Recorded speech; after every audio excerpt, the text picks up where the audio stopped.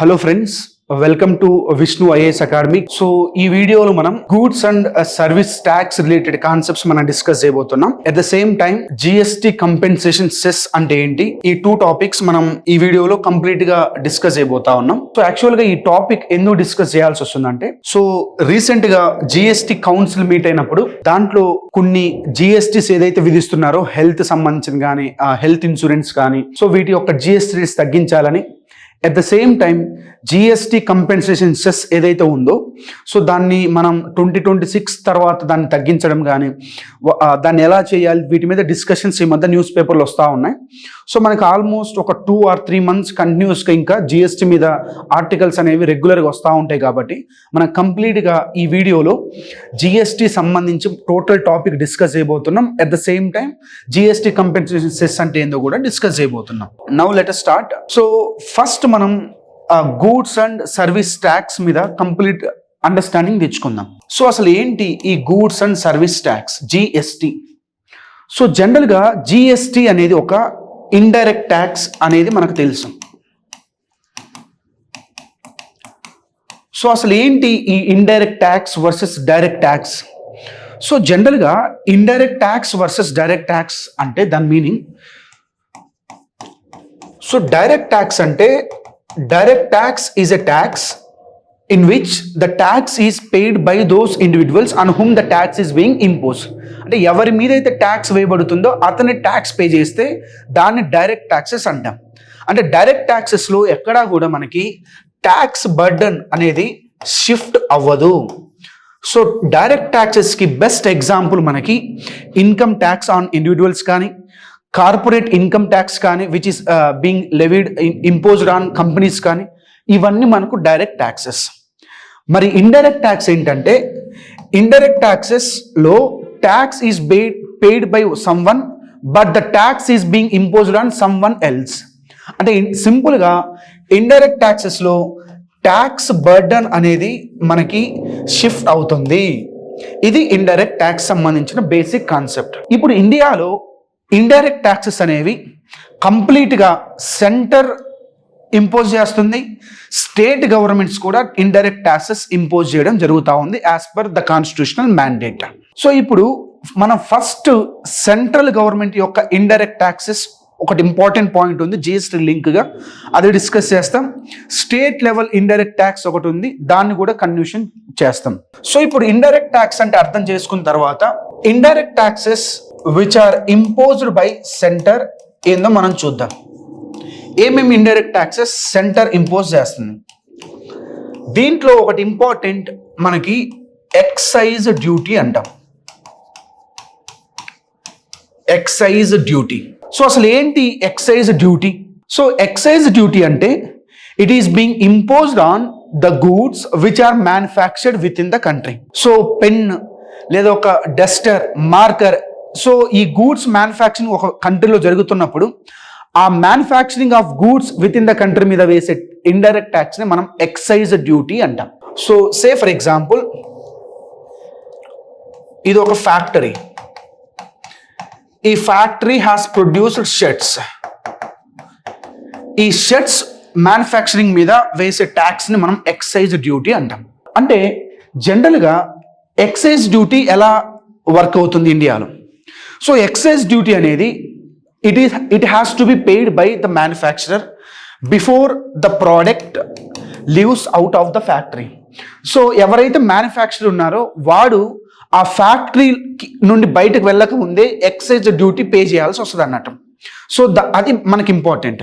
ఎంత పే చేయాలి అంటే value of output of the products, దీని మీద అతని యొక్క ఎక్సైజ్ డ్యూటీ గవర్నమెంట్ విధిస్తూ ఉంటుంది. సే ఫర్ ఎగ్జాంపుల్, ఈ shirts manufacturer 20 lakh worth of shirts manufacture చేయడం జరిగింది.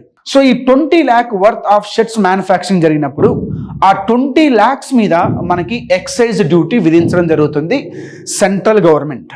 ఈ 20 lakhs ప్రోడక్ట్స్ మీద, వర్త్ ఆఫ్ షర్ట్స్ మీద మ్యానుఫ్యాక్చరర్ ఎవరైతే ఉన్నాడో అతను పే చేయాలి, ప్రోడక్ట్ అసలు సేల్ కాక ముందే. ఈ పాయింట్స్ మనకు ఇంపార్టెంట్. సో ఇలా మనకు ఇండియాకి ఇండిపెండెన్స్ అంటే కాన్స్టిట్యూషన్ ఇంప్లిమెంటేషన్ వచ్చిన తర్వాత నుంచి ఎక్సైజ్ డ్యూటీ ఇలా వర్క్ అవుతా ఉంది. కానీ ఫస్ట్ టైం ఇండియాలో 1986లో మనం VAT, value added principle in taxation system మనం అడాప్ట్ చేసుకోవడం జరిగింది. సో ఫస్ట్ టైం 1986లో value added taxation principle in the taxation system మనం అడాప్ట్ చేసుకోవడం జరిగింది. అది కూడా ఎక్సైజ్ డ్యూటీలోను అడాప్ట్ చేసుకోవడం జరిగింది.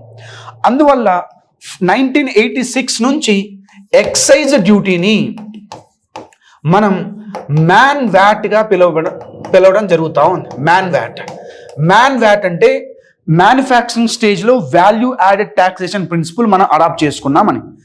ఇదే మ్యాన్ వ్యాట్ని లేటర్ స్టేజెస్లో సెన్ వ్యాట్ అని పిలుస్తూ ఉంటాం. లేటర్ స్టేజ్లో నేమ్ చేంజ్ అయింది సెన్ వ్యాట్. సెన్ వ్యాట్ అంటే central value added tax. So ఇది మనకి important concept. So next points మనం కింద డిస్కస్ చేస్తే అసలు ఏంటి టాక్సేషన్ సిస్టంలో వాల్యూ యాడెడ్ ప్రిన్సిపల్ని అడాప్ట్ చేసుకోవడం అంటే, సో నేను ఆల్రెడీ ఇప్పుడు డిస్కస్ చేసిన దాంట్లో మనం ఎక్సైజ్ డ్యూటీ అనేది వాల్యూ ఆఫ్ అవుట్పుట్ మీద ఇంపోజ్ చేయడం జరుగుతుంది. కానీ వాల్యూ యాడెడ్ ట్యాక్స్ ప్రిన్సిపల్లో మనం అడాప్ట్ చేసుకున్నప్పుడు మనకు ఎక్సైజ్ డ్యూటీ అనేది ఇప్పటి నుంచి value addition which is being done by that manufacture, ఆ యొక్క వర్త్ ఆఫ్ ప్రోడక్ట్స్ మీదనే మనకు ట్యాక్స్ వేయడం జరుగుతూ ఉంటుంది. దాన్ని వాల్యూ యాడెడ్ ట్యాక్స్ ప్రిన్సిపల్ అంటాం. సే ఫర్ ఎగ్జాంపుల్, సో ఇక్కడ మనం ఏం చూస్తే shirts manufacture 20 lakh of shirts manufacture చేసాం వాల్యూ ఆఫ్ అవుట్పుట్. సో ఇప్పుడు మన ఈ షర్ట్స్ మ్యానుఫ్యాక్చర్ ఇంత 20 lakh of worth of shirts manufacturing చేసే ప్రాసెస్లో ఒక 12 lakh వర్త్ ఆఫ్ క్లాత్ ఏదైతే ఉందో, ఈ 12 lakh క్లాత్ని సే ఫర్ ఎగ్జాంపుల్ ఇంకొక మ్యానుఫ్యాక్చర్ దగ్గర నుంచి తీసుకోవడం జరిగింది. ఇప్పుడు ఈ క్లాత్ మ్యానుఫ్యాక్చరర్ టోటల్గా తన యొక్క వాల్యూ ఆఫ్ అవుట్పుట్ 12 lakh క్లాత్ని వర్త్ ఆఫ్ క్లాత్స్ని అతను ప్రొడ్యూస్ చేయడం జరిగింది. ఇప్పుడు క్లాత్ మ్యానుఫ్యాక్చరర్ మీద ఎక్సైజ్ డ్యూటీ ఇంపోజ్ చేసినప్పుడు ఆటోమేటిక్గా అతను ఆ ప్రోడక్ట్ క్లాత్ బయటికి రాకముందే అతను పే చేస్తాడు ఎక్సైజ్ డ్యూటీ. సో ఇప్పుడు వన్స్ సేల్ చేసిన తర్వాత ఈ మ్యానుఫ్యాక్చరర్ ఈ యొక్క ఎక్సైజ్ డ్యూటీ అనేది ఇండైరెక్ట్ ట్యాక్స్ కాబట్టి తప్పకుండా ఎవరైతే అతను సేల్ చేసినప్పుడు కొంటాడో ఆ క్లాత్ని అతని మీద ట్యాక్స్ బర్డన్ షిఫ్ట్ చేయడం జరుగుతుంది. సో ఇండైరెక్ట్గా 12 lakh వర్త్ ఆఫ్ క్లాత్ మీద cloth manufacture excise duty pay చేసిన అల్టిమేట్గా it is the tax burden shift అవుతుంది. కాబట్టి it is the shirt manufacture ఎవరైతే పర్చేజ్ చేస్తున్నాడో ఈ క్లాత్ని ఇతను మనకి కంప్లీట్గా ఆ ట్యాక్స్ అనేది పే చేయాల్సి వస్తుంది. అంటే దాని మీనింగ్ ఏంటి, 12 lakh ఇన్పుట్స్ ఏదైతే అతను కొన్నాడో ఆటోమేటిక్గా 12 lakh ఇన్పుట్స్ని ఆ shirts manufacture already tax paid అనేది జరిగింది. ఇప్పుడు 20 lakh worth of shirts manufacturing చేసినప్పుడు ఈ 20 lakhsలో 12 lakh ఏదైతే ఇంటర్మీడియట్ కాస్ట్ ఉందో అతనికి అయింది, అది కూడా దీంట్లో ఇంక్లూడ్ అయింది. ఇప్పుడు సెంట్రల్ గవర్నమెంట్ ఎక్సైజ్ డ్యూటీ అని వాల్యూ ఆఫ్ అవుట్పుట్ మీద వేస్తే మనకు ఆటోమేటిక్గా 20 lakhsలో ఈ 12 lakhs కూడా ఉంది. 12 lakhs మీద మళ్ళీ సెకండ్ టైం ట్యాక్స్ కట్టాల్సి వస్తూ ఉంది. సో అందువల్ల మనకి వ్యాట్ అనే కాన్సెప్ట్ని ప్రిన్సిపల్ని టాక్సేషన్ సిస్టంలో అడాప్ట్ చేసుకోవడం జరుగుతుంది. సో వ్యాట్ ఏంటి, value added taxation principle. Value added taxation ప్రిన్సిపల్లో మనం value of output minus intermediate cost, value of output మనం తీసుకున్న ఎగ్జాంపుల్లో 20 lakhs, so intermediate cost 12 lakhs. So టోటల్గా మనకి 8 lakhs వర్త్ ఆఫ్ షర్ట్స్ మీదనే ట్యాక్స్ అనేది పడ్డం జరుగుతుంది. దీన్ని మనం సెన్ వ్యాట్ అంటాం. అనడం జరుగుతూ ఉంటుంది. సో ఇది మనకి యొక్క కాన్సెప్ట్ అన్నట్టు. సో ఎర్లియర్గా అతను 20 lakhs మీద ట్యాక్స్ పే చేసేవాడు. ఫ్రమ్ 1986 తర్వాత నుంచి మనం ఏదైతే వ్యాట్ అడాప్ట్ చేసుకున్నామో ఎక్సైజ్ డ్యూటీలో which is known as CENVAT, అప్పటి నుంచి అతను only manufacture value added tax దాని మీదనే ట్యాక్సేషన్ వేయడం జరుగుతూ ఉంటుంది. సో ఇప్పుడు వ్యాట్ ప్రిన్సిపల్ని అడాప్ట్ చేసుకోవడం వల్ల ట్యాక్సేషన్ సిస్టంలో మనకున్న బెనిఫిట్ ఏంటంటే ఇన్పుట్ ట్యాక్స్ క్రెడిట్ని క్లెయిమ్ చేసుకోవచ్చు.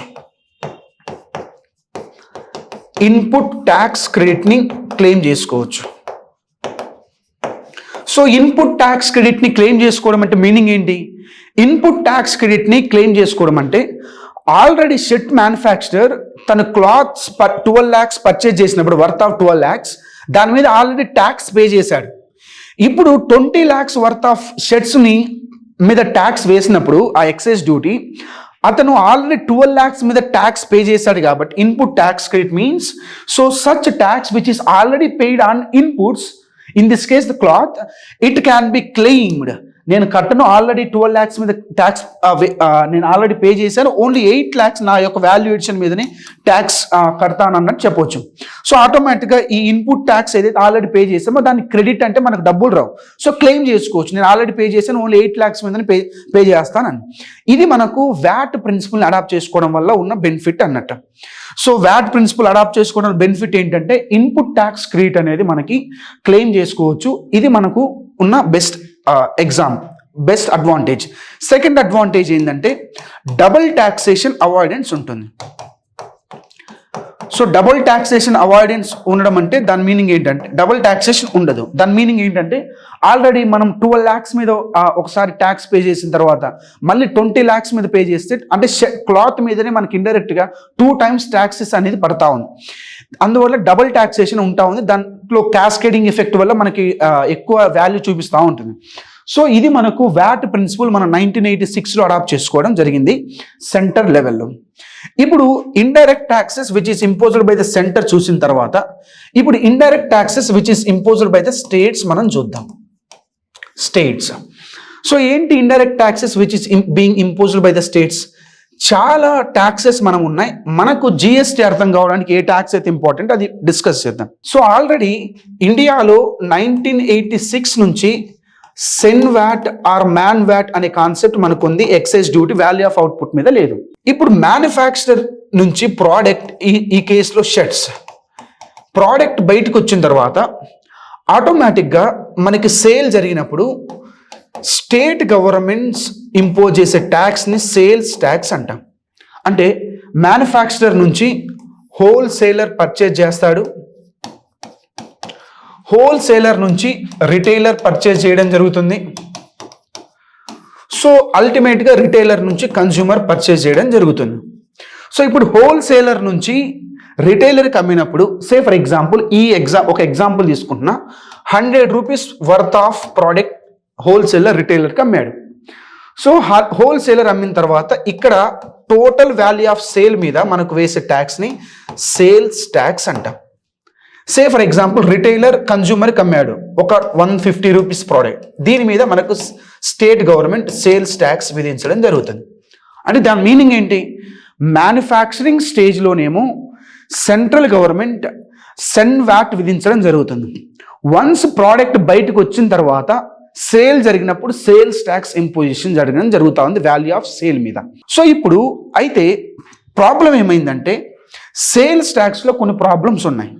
First problem percentage of sales tax అనేది స్టేట్ గవర్నమెంట్స్ ఏదైతే వేస్తుందో అది యూనిఫామ్గా ఉండదు through out the country. So non uniformity. Second problem ఏంటంటే ట్యాక్స్ ఇవేషన్ ఎక్కువ జరుగుతూ ఉంది సేల్స్ ట్యాక్స్ వల్ల. ఎలా ట్యాక్స్ ఎవేషన్ జరుగుతుంది అంటే సే ఫర్ ఎగ్జాంపుల్ ఒక రిటైలర్ కన్జ్యూమర్కి ప్రోడక్ట్ అమ్ముతున్నాడు. ఆ కన్జ్యూమర్కి ప్రోడక్ట్ అమ్ముతున్నప్పుడు సో కన్జ్యూమర్ ఏమో బిల్ అడగడు, at the same time retailer ఏమో ఆటోమేటిక్గా ఆ యొక్క బిల్ని జనరేట్ చేయడం. సో సేల్స్ జరిగినట్టు ఒక రికార్డ్స్ లేనప్పుడు స్టేట్ గవర్నమెంట్ ఎలా మనకి సేల్స్ ట్యాక్స్ విధించడం జరుగుతుంది. సో అందువల్ల మోస్ట్ ఆఫ్ ద పేయర్స్ ఎవరైతే ట్యాక్స్ పే చేయాల్సి ఉందో వాళ్ళు ఆటోమేటిక్గా సేల్స్ ట్యాక్స్ పే చేయట్లేదు. రీజన్ సేల్స్ రికార్డ్ అనేది మనకు ఉండటం లేదు అన్నట్టు. సో అందువల్ల సెంట్రల్ గవర్నమెంట్ స్టేట్ గవర్నమెంట్స్ని సేల్స్ ట్యాక్స్లో కూడా వ్యాట్ ప్రిన్సిపల్ని అడాప్ట్ చేసుకోండి అని ఎన్నోసార్లు పర్సువేట్ చేయడం జరిగింది. ఫైనల్గా స్టేట్ గవర్నమెంట్స్ 2005లో కంప్లీట్గా స్టేట్ లెవెల్ సేల్స్ ట్యాక్స్ ఏదైతే ఉందో దాంట్లో వ్యాట్ ప్రిన్సిపల్ అడాప్ట్ చేసుకోవడం జరిగింది. సో 1986లో ఎక్సైజ్ మ్యానుఫ్యాక్చరింగ్ స్టేజ్లో value added tax principle adopt చేసుకున్నాం. 2005లో సేల్స్ ట్యాక్స్ ఏదైతే ఉందో దీంట్లో మనం వ్యాట్ ప్రిన్సిపల్ అడాప్ట్ చేసుకోవడం జరిగింది. దీన్ని ఎలా అర్థం చేసుకోవాలంటే సే ఫర్ ఎగ్జాంపుల్ ఒక రిటైలర్ ఉన్నారు. రిటైలర్ కన్జ్యూమర్కి ఒక 150 rupees వర్త్ ఆఫ్ ప్రోడక్ట్స్ని సేల్ చేయడం జరిగింది. 2005 ముందు వ్యాట్ ప్రిన్సిపల్ అడాప్ట్ కాకముందు మనకి tax total value of sales మీద వేయడం జరుగుతుంది. ఇక్కడ వ్యాట్ ప్రిన్సిపల్ ఎక్కడ ఇలా 2005 తీసుకున్న తర్వాత సే ఫర్ ఎగ్జాంపుల్ రిటైలర్ హోల్సేలర్ నుంచి ఒక 120 rupees worth of products purchase చేయడం జరిగింది. ఇప్పుడు రిటైలర్ కన్జ్యూమర్కి 150కి అమ్మాడని చెప్పాము. ఇతను సేల్ చేసినప్పుడు రిటైలర్ ఎంత వాల్యుయేషన్ చేశాడు అంటే వాల్యుయేషన్ ఎలా క్యాలిక్యులేట్ చేయాలంటే value of product sold that is 150 minus value of product brought that is 120. So 30 rupees value addition retailer చేశాడు. సో ఆటోమేటిక్గా 30 రూపీస్ మీద మనకి స్టేట్ లెవెల్ ట్యాక్స్ ఉంటుంది. దాన్ని ఏమంటామంటే వ్యాట్ అంటాం ఫ్రమ్ 2005 తర్వాత నుండి. ఈ పాయింట్స్ మనకి ఇంపార్టెంట్. సో అల్టిమేట్గా సెన్వాట్లోనేమో మ్యానుఫ్యాక్చరర్ పే చేస్తాడు. స్టేట్ లెవెల్ వ్యాట్ ఏదైతే ఉందో 2005 తర్వాత సెల్లర్ అంటే ఇక్కడ రిటైలర్ కానీ హోల్సేలర్ పే చేస్తాడు. అల్టిమేట్గా ట్యాక్స్ బటన్ షిఫ్ట్ చేయడం జరుగుతుంది. హోల్సేలర్ సేల్స్ ట్యాక్స్ పే చేసేవాడు 2005 తర్వాత నుంచి తను స్టేట్ లెవెల్ వ్యాట్ పే చేయడం జరుగుతూ ఉంది. ఆ ట్యాక్స్ బటన్ కంప్లీట్గా రిటైలర్ మీద షిఫ్ట్ చేయడం జరుగుతుంది, ఇండైరెక్ట్ ట్యాక్స్ కాబట్టి. మళ్ళీ రిటైలర్ పే చేస్తాడు, సేల్ చేస్తాడు కన్జ్యూమర్కి, తన యొక్క వ్యాట్ బేసిస్ ప్రిన్సిపల్ ట్యాక్సేషన్ జరుగుతుంది, ట్యాక్స్ బటన్ షిఫ్ట్ చేయడం జరుగుతూ ఉంటుంది. సో సెన్ వ్యాట్ ఏమో మ్యానుఫ్యాక్చరింగ్ స్టేట్లో, స్టేట్ వ్యాట్లు ఏమో సెల్లింగ్ స్టేజ్లో జరుగుతూ ఉంది. సో ఇప్పుడు ఇది మనకు we have to keep some background concept with regards to GST. ఇప్పుడు నేను మొత్తం ఈ పాయింట్స్ ఏదైతే చెప్పానో దీన్ని మనం ఒకసారి కోడిఫై చేసి జిఎస్టీని మనం వర్క్ చేయడానికి ప్లాన్ చేద్దాం. సో అసలు ఏంటి ఇప్పటి వరకు మనం డిస్కస్ చేసింది 1986 బిఫోర్ మనకి ఎక్సైజ్ డ్యూటీ ఉంది, సెంటర్ ఇంపోజ్ చేయడం జరుగుతుంది వాల్యూ ఆఫ్ అవుట్పుట్ మీద. ఆఫ్టర్ 1986 వ్యాట్ ప్రిన్సిపల్ మనం అడాప్ట్ చేసుకోవడం జరిగింది.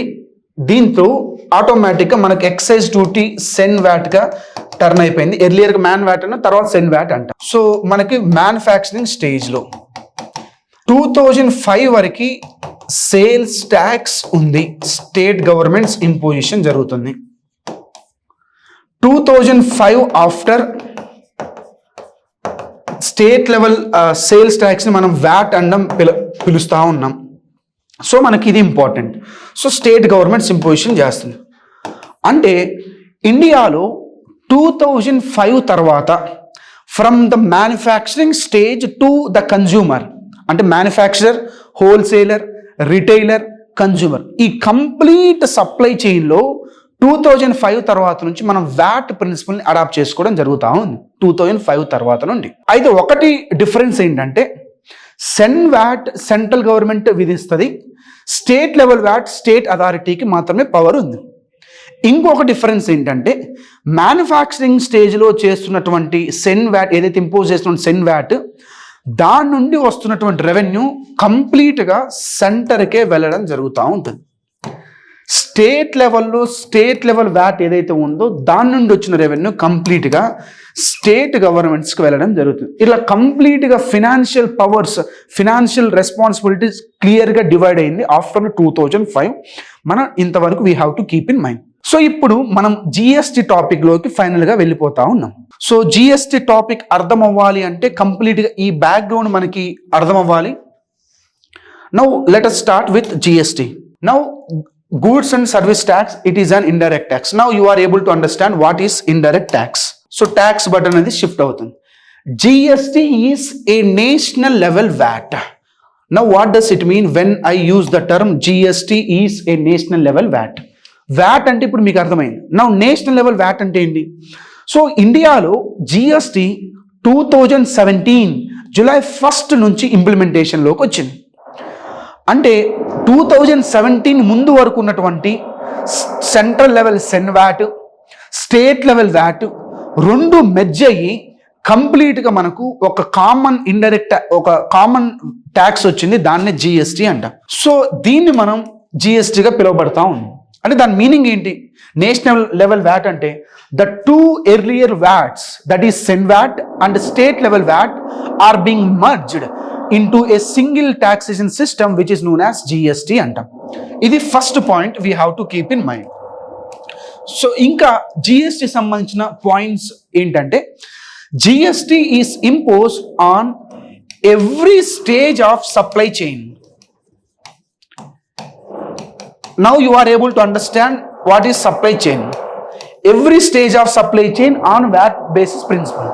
సో సప్లై చైన్లో మనకు ఏమేమి ఉంటాయి? సప్లై చైన్లో మ్యానుఫ్యాక్చరర్,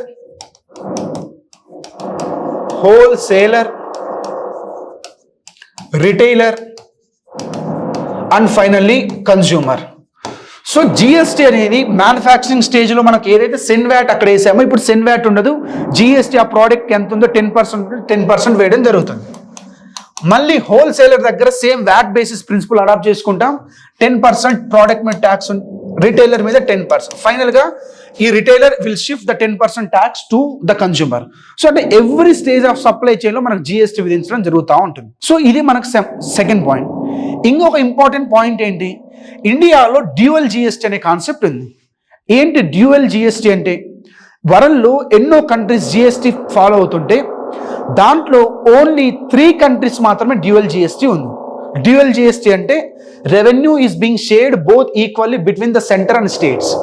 కానీ ఎర్లియర్గా మనం డిస్కస్ చేసిన టాపిక్లో ఏం డిస్కస్ చేశామంటే సెన్ వ్యాట్ విధించడం ద్వారా వచ్చిన రెవెన్యూ అంతా సెంట్రల్కి, స్టేట్స్ విధించినటువంటి వ్యాట్ ద్వారా వచ్చే రెవెన్యూ అంతా స్టేట్స్కి వెళ్ళడం జరుగుతూ ఉంది.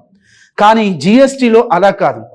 సో ఖచ్చితంగా ఈక్వల్గా ఇద్దరికి రెవెన్యూ షేర్ చేయడం జరుగుతుంది, సిజిఎస్టీ, ఎస్జిఎస్టీ. అందువల్ల దాన్ని డ్యూయల్ జిఎస్టీ అంటాం. Revenue is being shared equally both with the centre and states. ఈ పాయింట్స్ మనకు ఇంపార్టెంట్. సో ఈ పాయింట్స్ మనం అర్థం చేసుకుంటే చాలు జిఎస్టీ సంబంధించి. సో ఇప్పుడు నెక్స్ట్ టాపిక్ జిఎస్టీ సంబంధించిలోకి వెళ్తున్నాం. ఏంటి జిఎస్టీ కంపెన్సేషన్ టు స్టేట్స్ అంటే? జిఎస్టీ కంపెన్సేషన్ టు స్టేట్స్ అంటే సింపుల్గా 2017 తర్వాత జూలై 1 తర్వాత జిఎస్టీ అనేది ఇంప్లిమెంటేషన్లోకి వచ్చింది. స్టేట్ లెవెల్ వాళ్ళు కూడా రిలేటివ్ యాక్ట్స్ చేసుకోవడం జరిగింది. అయితే స్టేట్ గవర్నమెంట్స్ కొన్ని స్టేట్ గవర్నమెంట్స్ వరీ అవ్వడం జరిగింది జిఎస్టీ ఇంప్లిమెంటేషన్లోకి వస్తే. వాళ్ళ వరీ ఏంటంటే యాక్చువల్గా జిఎస్టీ లేకముందు స్టేట్ గవర్నమెంట్స్ ఎన్నో ఇండైరెక్ట్ ట్యాక్సెస్ వేసేది. ఎంటర్టైన్మెంట్ ట్యాక్స్ అని, గ్యాంబ్లింగ్ ట్యాక్స్ అని, స్టేట్ లెవెల్ వ్యాట్ అని ఎన్నో ట్యాక్సెస్, ఇండైరెక్ట్ ట్యాక్సెస్ వేసేది. సో వాళ్ళకి రెవెన్యూ అనేది బాగా జనరేట్ అవ్వడం జరుగుతూ ఉంది. కానీ జిఎస్టీలో గినకు వస్తే మనము స్టేట్ గవర్నమెంట్స్ వాళ్ళ యొక్క రెవెన్యూ లాస్ అవుతాయి అని వరి అవ్వడం జరిగింది. సో ఒకవేళ ఇలా రెవెన్యూస్ లాస్ అవుతే వాళ్ళు ఫినాన్షియల్ పొజిషన్స్ వీకెన్ అవుతుందనే వరింగ్లో వాళ్ళు జిఎస్టీ కౌన్సిల్ వాళ్ళ సెంట్రల్ గవర్నమెంట్కి ఏం రిక్వెస్ట్ చేశారంటే, సో ఇలా రెవెన్యూ లాస్ అవుతుంది, కంపెన్సేషన్ చేయండి అని రిక్వెస్ట్ చేసినప్పుడు centre has agreed. So GST compensation to స్టేట్స్లో అంటే దాని మీనింగ్ ఏంటంటే సింపుల్గా ఏదైతే స్టేట్ గవర్నమెంట్స్ వాళ్ళు జిఎస్టీ లేకముందు వాళ్ళు ఏదైతే రెవెన్యూ జనరేట్ చేస్తున్నారో జిఎస్టీ వచ్చిన తర్వాత the possibility of losing some part of revenue ఉంటుంది. కాబట్టి అందువల్ల కొంత కంపెన్సేషన్ ఇవ్వండి అని సెంట్రల్ గవర్నమెంట్ అడిగినప్పుడు సెంట్రల్ గవర్నమెంట్ అగ్రీ చేసింది. అసలు ఇది ఎలా వర్క్ అవుతుంది జిఎస్టీ కంపెన్సేషన్ టు స్టేట్స్? కొంత మనం వర్క్ చేద్దాం. సో సింపుల్గా వీళ్ళు ఏం చేశారంటే జిఎస్టీ కంపెన్సేషన్ టు స్టేట్స్లో 2015-16 అనే ఒక బేస్ ఇయర్ని తీసుకోవడం జరిగింది.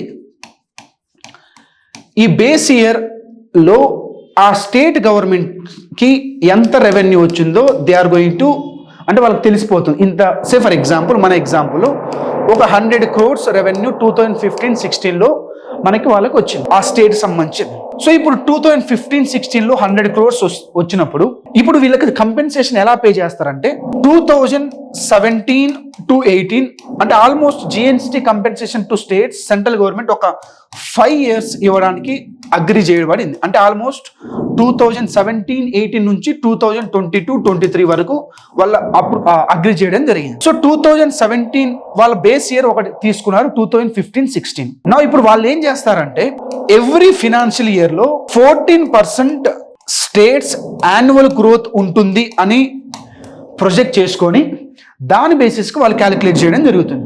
అంటే 2017-18 ఇన్ ఫినాన్షియల్ ఇయర్ లో 2015-16 బేస్ ఇయర్ కన్నా 14% గ్రోత్ రేట్ జరుగుతుంది. అంటే 100 crores కి 14% గ్రోత్ యాడ్ అవుతే 114 crores వాళ్ళకి క్యాలిక్యులేట్ చేయాలి. ఇది మనకు ప్రొజెక్టెడ్ యాన్యువల్ రెవెన్యూ ఏదైతే ఉందో ఆ ఫినాన్షియల్ ఇయర్ సంబంధించి. At the same time actual revenue ఆ ఇయర్ లో ఎంత, దీన్ని సబ్ట్రాక్ట్ చేస్తే వాళ్ళకు తప్పకుండా ఏదైతే ఆ స్టేట్స్ లాస్ అవుతా ఉన్నాయో అది వాళ్ళకి కంపెన్సేషన్ పే చేస్తారు. సే ఫర్ ఎగ్జాంపుల్ ఆంధ్రప్రదేశ్ సంబంధించి వాళ్ళ యొక్క 2015-16 రెవెన్యూ 100 crores అనుకుంటే వాళ్ళు 14% annual increase of growth rate ని క్యాల్కులేట్ చేసుకొని ఆటోమేటిక్ 114 crores వాళ్ళకు 2017-18 లో జిఎస్ లేకపోతే అలా వచ్చేదాన్ని క్యాలిక్యులేట్ చేసి యాక్చువల్ గా 2017-18 జిఎస్టీ ఇంప్లిమెంట్ చేస్తే వాళ్ళకు ఒక 80 crores వచ్చాయి అనుకోండి. సో 114 crores లో 80 crores ఆ లెఫ్ట్ ఓవర్ డిఫరెన్స్ ఏదైతే ఉందో 20 + 24 టోటల్ 44 crores ఆంధ్రప్రదేశ్ గవర్నమెంట్ కి జిఎస్టీ కంపెన్సేషన్ టు స్టేట్స్ లెక్క ఆ ఇయర్ లో పే చేయడం జరుగుతుంది. సే ఫర్ ఎగ్జాంపుల్ మళ్ళీ వాళ్ళు ఏం చేస్తారంటే 2018-19 సేమ్ 2015-16 బేస్ ఇయర్ గా తీసుకొని ఎవ్రీ ఇయర్ 14% యాన్యువల్ ఇంక్రీజ్ చేయాలి కాబట్టి ఇందాక 114 crores యాన్యువల్ ఇంక్రీజ్, మళ్ళీ దీంట్లో మళ్ళీ 14%. సో 14% ఎంతైతే ఉందో ఆ టోటల్ గ్రోత్ రేట్ వాళ్ళు క్యాలిక్యులేట్ చేసుకుంటారు. మళ్ళీ 2019-20 సో దీంట్లో 14% యాన్యువల్ గ్రోత్ రేట్ అయిన తర్వాత ఎంతైతే మనకు వాల్యూ వస్తుందో, సే ఫర్ ఎగ్జాంపుల్ ఒక 140 crores అనుకుంటే దీనికి మళ్ళీ 14% యాన్యువల్, అంటే ఎవ్రీ ఫినాన్షియల్ ఇయర్ లో 14% annual growth of the previous financial year ని క్యాలిక్యులేట్ చేసుకొని 2015-16 బేస్ ఇయర్ పెట్టుకొని వాళ్ళు ఇలా స్టేట్స్ కి కంపెన్సేషన్ చేయడం మొదలు పెడతా ఉంటారు. ఇది మనకు GST compensation to states. So అయితే సెంట్రల్ గవర్నమెంట్ ఈ యొక్క జిఎస్టీ కంపెన్సేషన్ టు స్టేట్స్ ఏదైతే ఇవ్వాలనుకుందో డిసైడ్ అయినప్పుడు వాళ్ళ యొక్క ఫినాన్షియల్ కండిషన్ వాళ్ళు క్యాలిక్యులేట్ చేసుకోవడం జరిగింది. ఆ ఫినాన్షియల్ కండిషన్ క్యాలిక్యులేట్ చేసుకున్నప్పుడు సెంటర్ దగ్గర అంత ఫినాన్షియల్ క్యాపబిలిటీ లేకుండా ఉండేది. సో సెంట్రల్ గవర్నమెంట్ ఏమనుకుందంటే ఒక జిఎస్టీ కంపెన్సేషన్ టు స్టేట్స్ చేయడానికి మనం సెస్ ఏదైతే which is tax on tax which can be used for special purpose ఏదైతే ఉందో దాన్ని ఇంపోజ్ చేద్దాం అన్నట్లు ప్లాన్ చేయడం జరిగింది. దాన్ని మనం ఏమంటామంటే జిఎస్టీ కంపెన్సేషన్ సెస్ అంటాం. సో ఇక్కడ చూస్తే మనం జిఎస్టీ కంపెన్సేషన్ సెస్ ముందు ఈ కొన్ని పాయింట్స్ చూద్దాం. బేస్ ఇయర్ 2015-16 14% యాన్యువల్ గ్రోత్ ఏదైతే మనం డిస్కస్ చేస్తామో ఎవ్రీ ఫినాన్షియల్ ఇయర్ లో యాడ్ చేసుకుంటూ వెళ్తారు. 5 years పీరియడ్ గా ఉంటుంది టిల్ 2022. ఇది మనం డిస్కస్ చేయబోదు. ఇప్పుడు ఇంతవరకు డిస్కస్ చేసాం. సో అసలు జిఎస్టీ కంపెన్సేషన్ సెస్ అంటే ఏంటి? సో ఆల్రెడీ బ్యాక్గ్రౌండ్ చెప్పాను. జిఎస్టీ కంపెన్సేషన్ స్టేట్స్ కి ఇవ్వాలనుకున్నప్పుడు వాళ్ళ దగ్గర ఫినాన్షియల్ కండిషన్స్ సరిగా లేనప్పుడు government has chosen the path of imposition of or levying the cess on some goods which are taxed at 28%. అంటే మనకి జిఎస్టీ స్లాబ్స్ ఏదైతే ఉన్నాయో 5%, 12%, 18%, 28%, 4 స్లాబ్స్ గా ఉన్నాయి. సో 28% జనరల్ గా కొన్ని గూడ్స్, లగ్జరీ గూడ్స్ కానీ సిన్ గూడ్స్, టొబాకో ఇటువంటి గూడ్స్ మీద మనం 28 ఆటోమొబైల్స్ 28% ట్యాక్స్ వేయడం జరుగుతూ ఉంటుంది. ఇప్పుడు ఇటువంటి 28% ట్యాక్సబుల్ ఉన్నటువంటి గూడ్స్ మీద మళ్ళీ సెస్ వేయడం జరుగుతూ ఉంది. సో ఆ సెస్ కలెక్ట్ చేసి ఆ సెస్ ఏదైతే జిఎస్టీ కంపెన్సేషన్ సెస్ గా వాళ్ళు విధించడం జరుగుతూ ఉంటుంది. జిఎస్టీ కంపెన్సేషన్ సెస్ దాని నుంచి వచ్చిన ఫండ్స్ ని సెస్ ద్వారా ఇంపోజిషన్ ద్వారా వచ్చిన ఫండ్స్ ని కంప్లీట్ గా వాళ్ళు స్టేట్ గవర్నమెంట్స్ కి కంపెన్సేషన్ చేయడానికి హెల్ప్ అవుతా ఉంటుంది. ఇది మనకు compensation GST compensation cess. So it is cess which is imposed on luxury goods and sin goods. And మళ్ళీ ఈ సెస్ అనేది మనకి 1% టు ఆల్మోస్ట్ 290% వరకు సెస్ ఇంపోజ్ చేయడం జరిగారు. సో ఇట్లా కంప్లీట్ గా మనకు ఒక 5 years జిఎస్టీ కంపెన్సేషన్ సెస్ అనేది జిఎస్టీ కంపెన్సేషన్ టు స్టేట్స్ కోసం వేయడం జరిగింది. అయితే మనకు 2022 June 30కి మనకి ఆ పీరియడ్ 5 years ఏదైతే సెంటర్ అగ్రీ చేశారో క్లోజ్ అయిపోయింది.